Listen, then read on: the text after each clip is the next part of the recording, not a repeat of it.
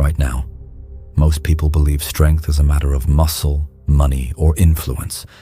They believe if they could lift more, earn more, or control more people, they would finally be powerful. But they are wrong. Completely wrong. These things, muscle, wealth, influence, they are nothing more than decorations. They are ornaments that look impressive on the outside but collapse the moment real pressure is applied. True strength is invisible. You cannot see it flexed in the mirror, you cannot deposit it into a bank, and you cannot win it through applause. Real strength is something deeper, something sharper. It is the unshakable will that makes kings unafraid to lose everything. It is the cold resolve that allows a man to walk through fire without blinking. Think about this.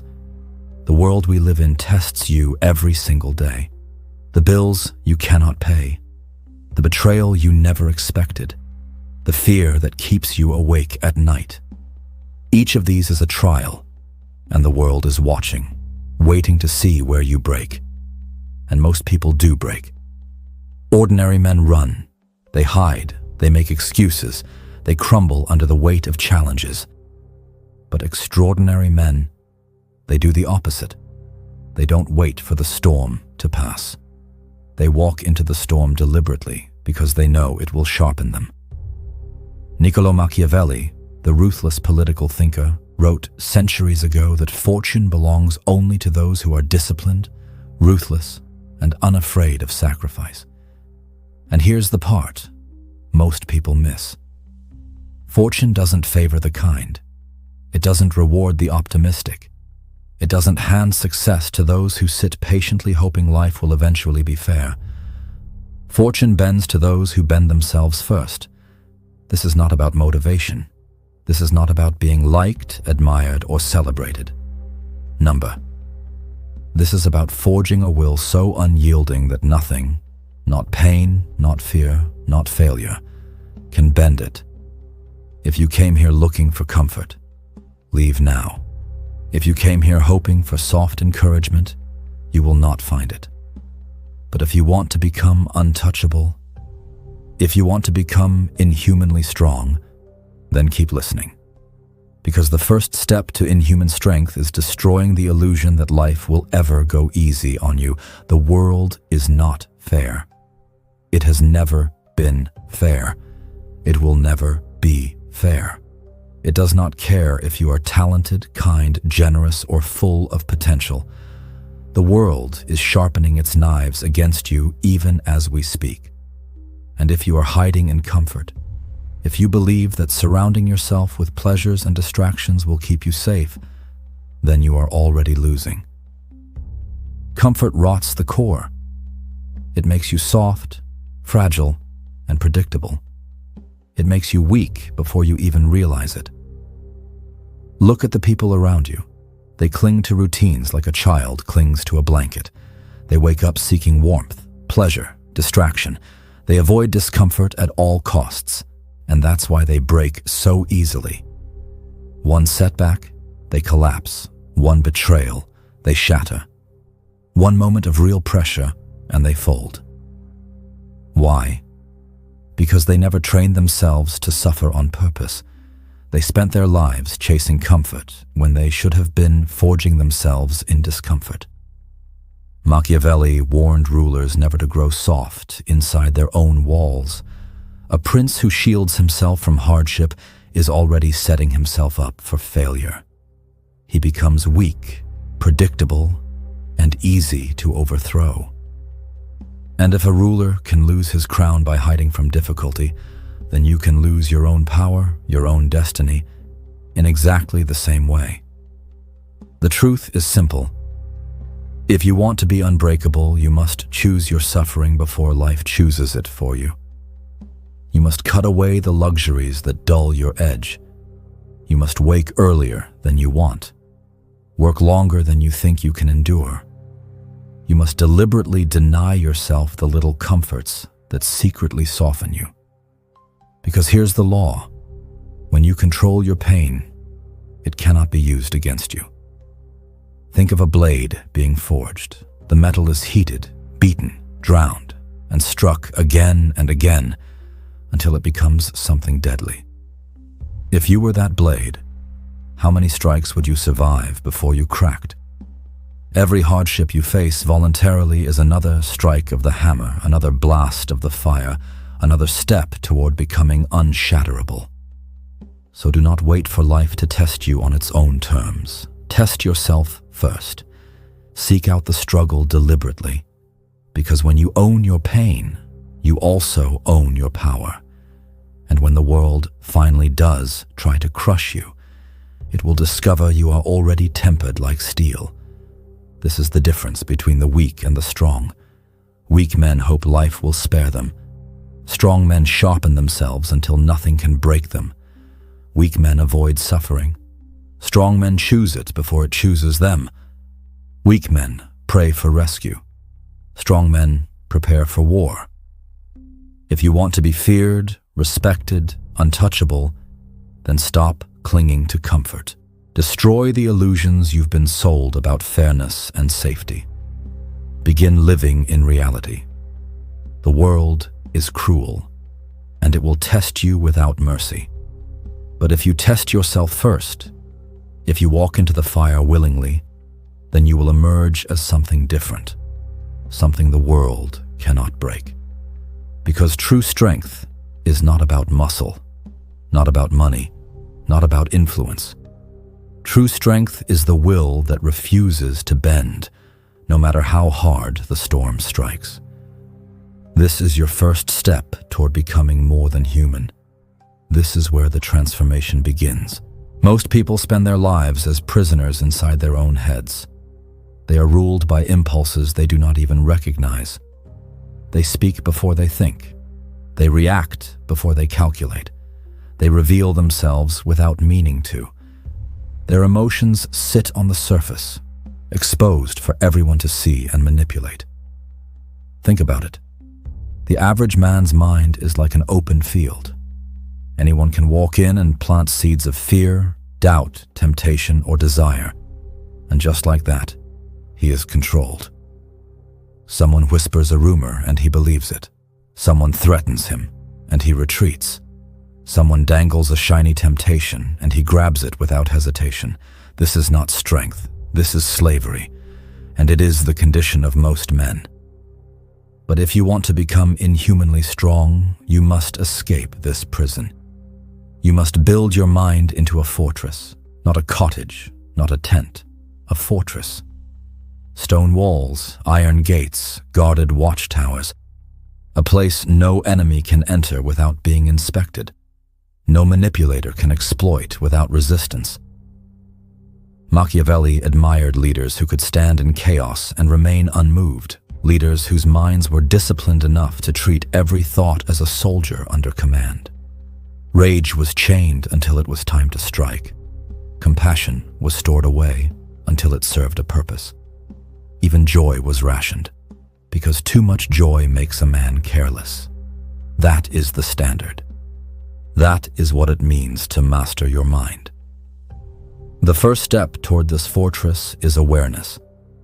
Most people drift through life in a fog, reacting instinctively without ever noticing what drives them. You must break that cycle. You must begin to pause. That pause, that single moment where you refuse to react instantly, is the beginning of control. Picture it like this. Your mind is a gate. Behind it lies your judgment, your power, your decisions. Every thought, every impulse, every emotion is a traveler arriving at that gate. Most people open the gate instantly. Fear knocks, they let it in. Anger knocks, they open wide. Desire knocks, they rush to greet it. And soon their fortress is overrun with intruders. But you must post guards at the entrance. Inspect every thought before it enters. Ask, is this fear real or just noise? Does this desire serve me or does it enslave me? Will this anger give me leverage or will it expose me? If the thought does not pass inspection, turn it away. Let it die outside your gates. At first, this will feel unnatural. Your instincts will demand you react quickly, but with practice, the pause becomes second nature, and with time, you will discover something extraordinary. People will notice.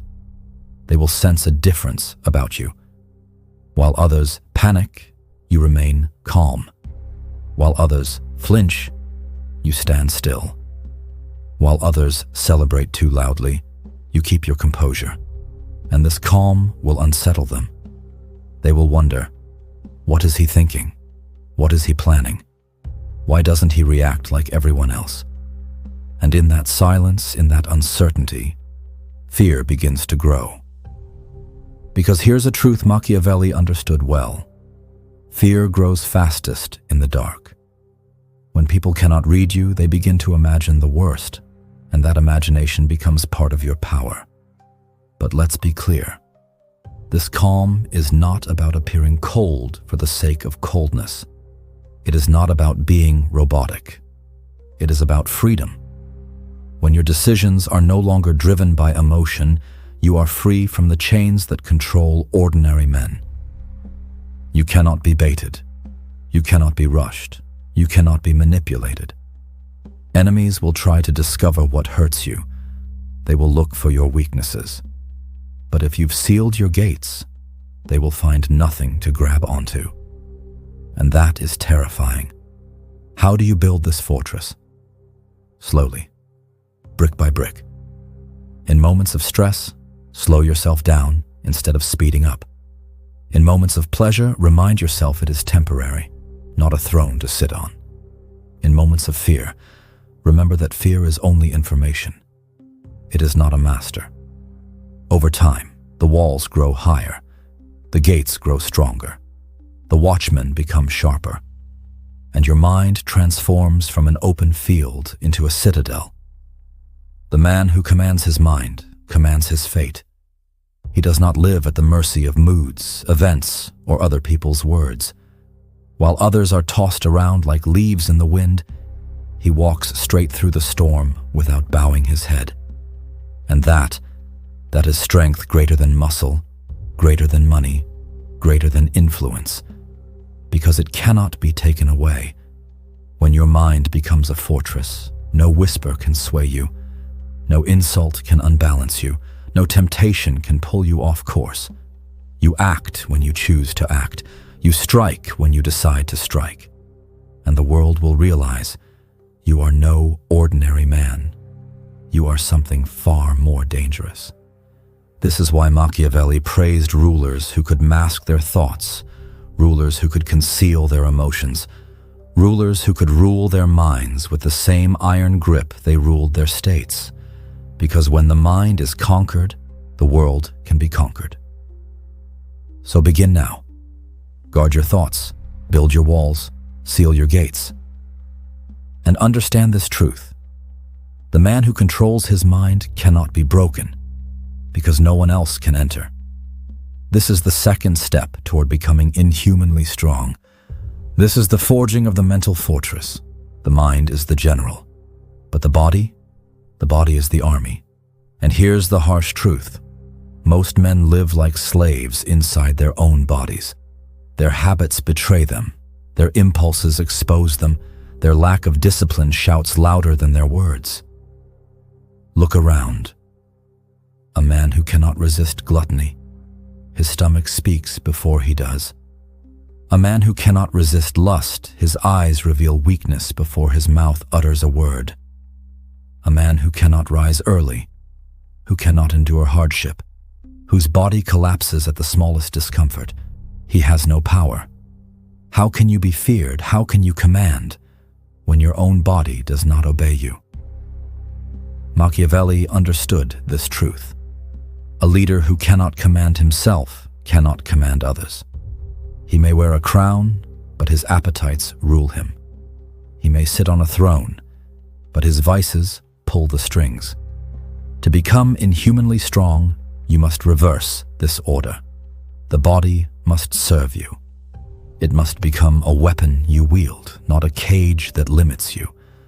The first transformation is discipline. Discipline is not punishment. It is ownership. It is you standing over yourself and saying, "You will rise when I command. You will endure what I demand. You will not betray me with weakness." Discipline begins with the smallest acts. Waking before you want to. Training when you feel tired. Saying no when desire demands yes.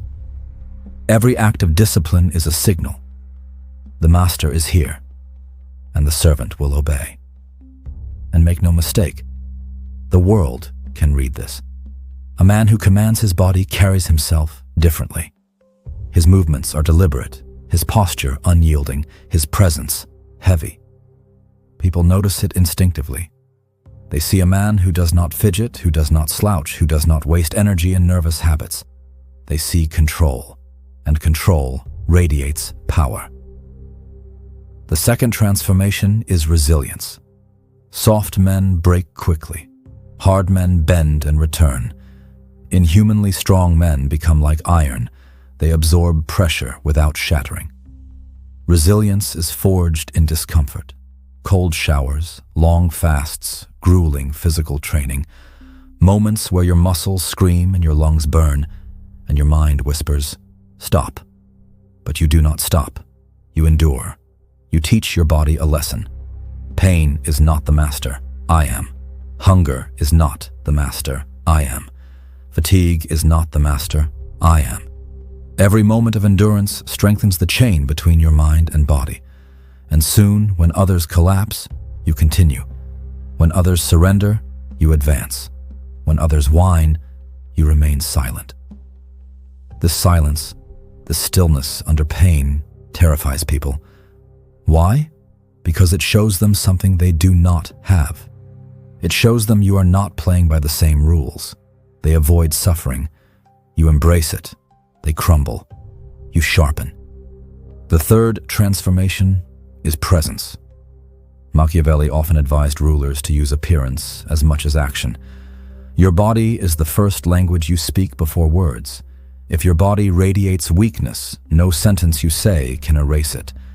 Presence is about how you stand, how you move, how you look. Do not drag your feet. Do not let your gaze dart like prey. Do not fold your shoulders inward. Stand as though the ground belongs to you, as though the air bends around you. This does not require arrogance. It requires certainty. When you walk into a room, you should not need to announce yourself. Your body should do it for you. A slow, steady movement. A gaze that does not rush. A stillness that makes others restless. This is presence. But presence without control is dangerous. Too much aggression makes you predictable. Too much softness makes you forgettable. The balance is to move like a predator. Calm, watchful, patient, yet unmistakably dangerous. Think of a lion.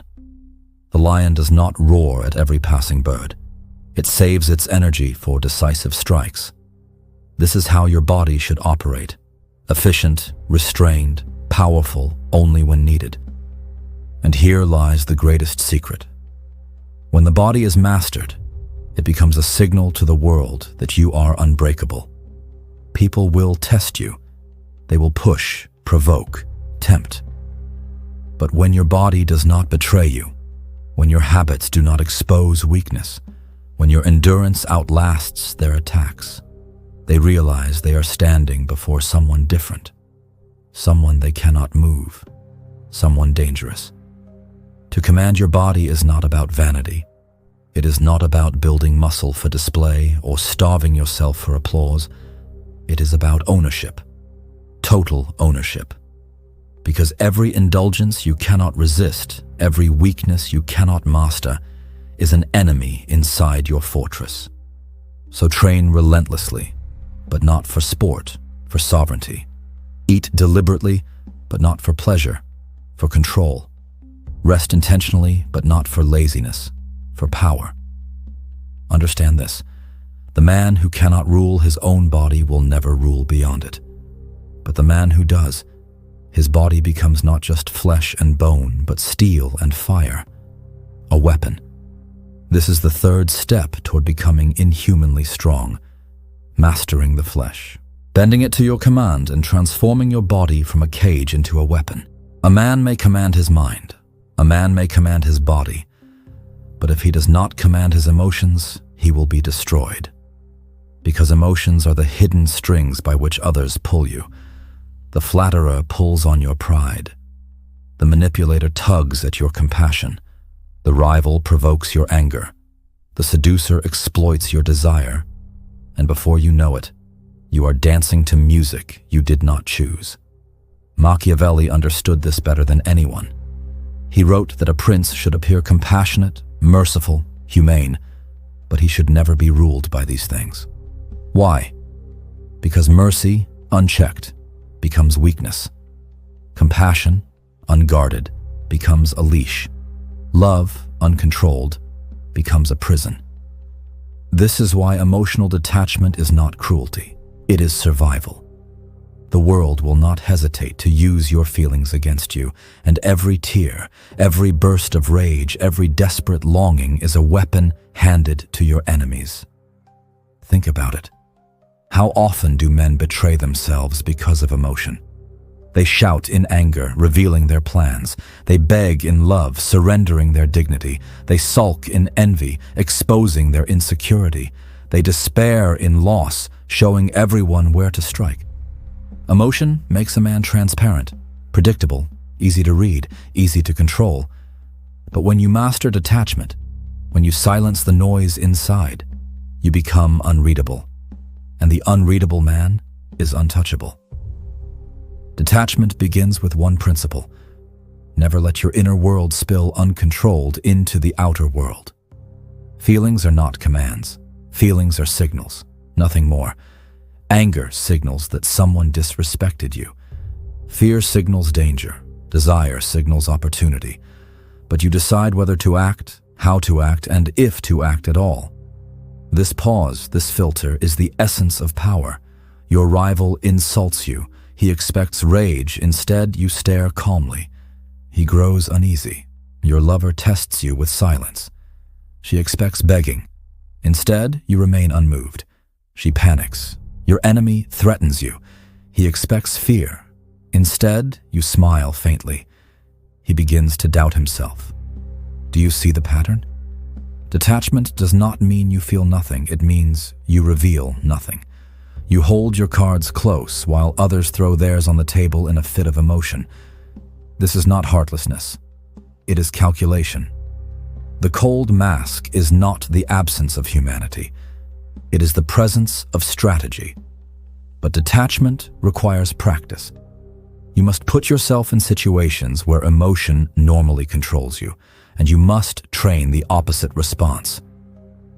Someone shouts, you do not shout back. Someone flirts, you do not melt. Someone pleads, you do not cave. Instead, you breathe, pause, and observe. At first, people will be confused. They will think you are indifferent. They will accuse you of coldness. But eventually, they will realize something far deeper. You cannot be manipulated.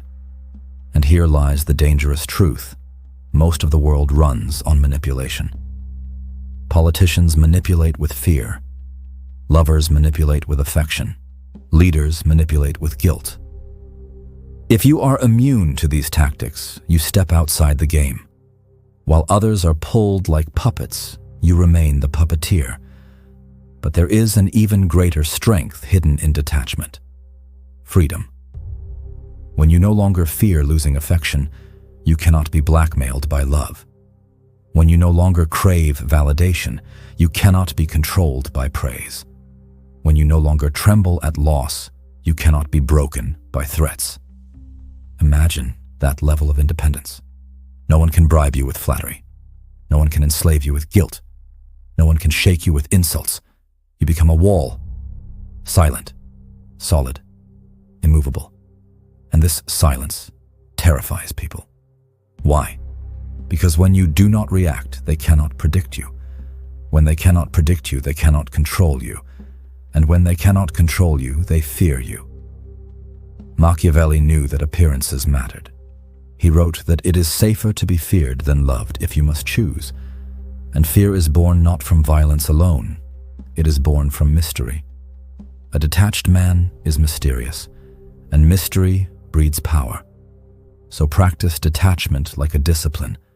Withhold your reactions, mask your feelings. Choose when and how to reveal what lies inside. And most importantly, never allow anyone to know what breaks you, because once they know, they will press that weakness until you collapse. But if you give them nothing, no reaction, no weakness, no visible wound, they cannot touch you. This is why detachment is the strongest armor you will ever wear. Stronger than steel, stronger than walls, stronger than armies. Because armies can be defeated, walls can be broken, steel can be bent, but a man who does not reveal his heart cannot be conquered. This is the fourth step toward becoming inhumanly strong, the art of detachment, where emotion ceases to be your master and becomes your tool. Noise is the language of the weak. They talk too much, they explain too much, they reveal too much. Every word they speak gives away a piece of their mind, a piece of their strategy, a piece of their soul. But silence is a blade. Few understand it, fewer master it, and those who do terrify everyone around them. Machiavelli himself wrote that rulers should be careful with their words. He knew that speech is a weapon, but like any weapon, it cuts both ways. Speak too much, and you bleed yourself dry. Speak too soon, and you ruin your timing. Speak without thought, and you arm your enemies with your own words. That is why silence is power, because silence denies the enemy what they crave most: information. Think about interrogation. What breaks men under pressure is not pain. It is the urge to speak. The silence weighs on them like chains.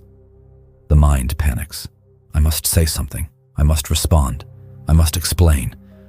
And the moment they speak, they lose. Now imagine being the man who never breaks the silence. The man who can sit in a room filled with accusations, filled with tension, filled with demands, and remain calm, unshaken, quiet. The silence itself becomes unbearable for others. They begin to fill it with their own words, their own admissions, their own weaknesses. This is the paradox. Silence makes others talk more. And the more they talk, the more they reveal. While you sit back, gathering intelligence, saying nothing. But silence is not only defense, it is offense. A single pause, a single refusal to answer, a single moment of stillness can strike harder than 1,000 shouted words.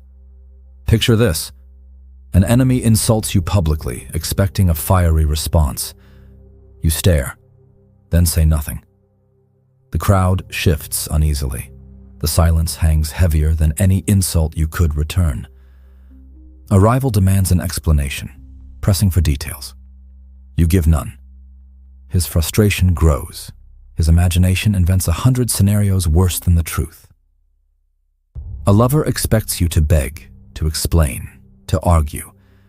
Instead, you leave silence in the air. The silence becomes a mirror, reflecting her own fears and insecurities. Do you see? Silence does not mean weakness. Silence forces the other side to wrestle with themselves. And here's the deeper truth. Silence makes you unpredictable. People are not afraid of what they can see. They are afraid of what they cannot. When you speak constantly, people measure you. They calculate you. They know your rhythm, your triggers, your thoughts. But when you are silent, they guess. And when they guess, they fear. This is why the most dangerous predators in nature are silent hunters. The lion crouches in the tall grass. The serpent waits without sound. The wolf stalks in the shadows. They do not announce themselves. They strike only when it matters. And when they do, it is too late. You must train yourself in the same way. Do not answer every question. Do not react to every insult. Do not explain every decision. Speak less than you know. Reveal less than you feel. And when you do speak, let it be deliberate, sharp, and final. But understand this. Silence is not emptiness. it is presence. True silence is heavy. When you master it, your silence fills the room. People will glance at you, waiting, wondering, second-guessing themselves. They will project their fears onto you, and those fears will work in your favor. Machiavelli admired leaders who inspired fear without lifting a sword. Silence was one of their greatest tools, because silence does not provoke rebellion, it provokes uncertainty. And uncertainty is more powerful than brute force. But to wield silence, you must kill the urge to justify yourself. Weak men justify everything. They explain themselves to critics, to lovers, to strangers, to anyone who questions them. Strong men let their actions speak. Inhumanly strong men, they let their silence speak louder than action. Imagine walking through life with this kind of presence. You do not need to prove yourself. You do not need to argue. You do not need to defend. Your silence itself becomes proof. And those who doubt you, they will fill the silence with their own fear, their own respect, their own stories about you. That is how legends are born, not from endless talking, but from controlled silence. So practice silence like you would practice a weapon. Cut your words in half. Let pauses stretch longer. Withhold explanations. Use silence to observe. Use silence to unsettle. Use silence to dominate. This is the fifth step toward becoming inhumanly strong. The mastery of silence, the weapon that speaks louder than any shout, the shield that protects better than any wall, the blade that cuts without being seen. We have reached the end of this path. The mind, fortified. The body, commanded. The emotions, detached. The silence, weaponized. But there is one more transformation. One more ascent. It is not about muscle. It is not about clever words. It is not even about strategy. It is about becoming untouchable. What does that mean? It means you have stepped outside the reach of ordinary power. Ordinary men can be bribed with money. They can be broken with love. They can be bent with threats. They can be controlled with praise. But the untouchable man is beyond these leashes. He cannot be bought because his value is higher than gold. He cannot be seduced because his desires do not rule him. He cannot be intimidated because he has mastered fear. He cannot be destroyed because nothing inside him is exposed to destruction. The untouchable man is not numb. He is not a stone. He is something sharper, colder, and more deliberate. He is free. Freedom is the core of untouchability, not the shallow freedom of doing whatever you want, whenever you want. That is slavery, disguised as liberty. True freedom is control. Control of the self, control of your environment, control of how others interact with you. Machiavelli understood that rulers who depended too much on affection, on alliances, on fragile promises, were doomed. Why? Because dependence is weakness. The untouchable man depends on no one. He welcomes allies, but he does not cling to them. He accepts loyalty, but he does not beg for it. He enjoys pleasure, but he does not kneel before it. Dependence is the leash that keeps men crawling. Remove dependence, and you remove the leash. Now let us be clear. Becoming untouchable does not mean isolation. It does not mean cutting yourself from the world. It means engaging with the world on your terms. Friends, lovers, allies, enemies, they orbit you, but none of them penetrate the fortress. None of them sit at the controls of your mind. You remain the sole master. This level of strength changes how the world treats you. People who cannot read you begin to respect you. People who cannot shake you begin to fear you. People who cannot move you begin to admire you, even against their will. And here lies the paradox. The less you need people, the more they need you. The more you detach, the more they chase. The colder you remain, the hotter their obsession grows. The less you reveal, the more they project their fantasies onto you. This is how legends form.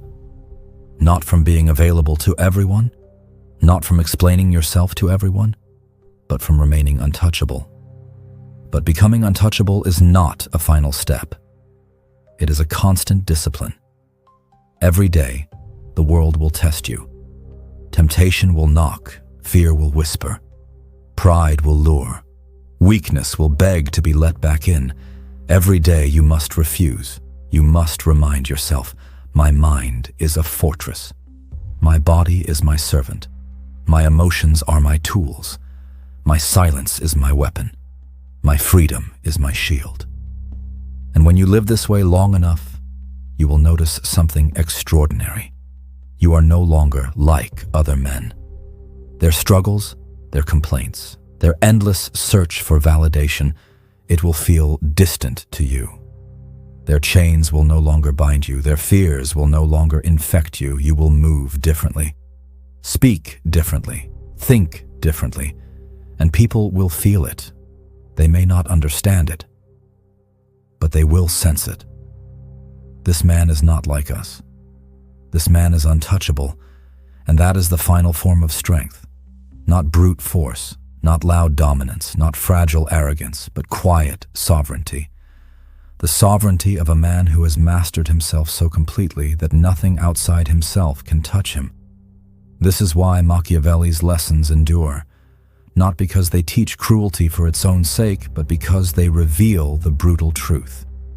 In a world built on manipulation, only the untouchable survive. So remember this: the goal is not to feel nothing, it is to be ruled by nothing. The goal is not to isolate, it is to stand free. The goal is not to dominate others, it is to ensure no one can ever dominate you. When you reach this point, you do not need to announce your power. You do not need to display it. You carry it silently, and the world adjusts around you. People step carefully, enemies hesitate, allies lean in, rivals retreat, because they see what you have become. A man who cannot be baited, a man who cannot be bribed, a man who cannot be broken, a man who is no longer a prisoner to the same chains that bind everyone else, a man who is untouchable. This is the sixth step. This is the final stage. This is the inhuman strength Machiavelli hinted at, the strength of the sovereign man. And once you taste it, you will never go back.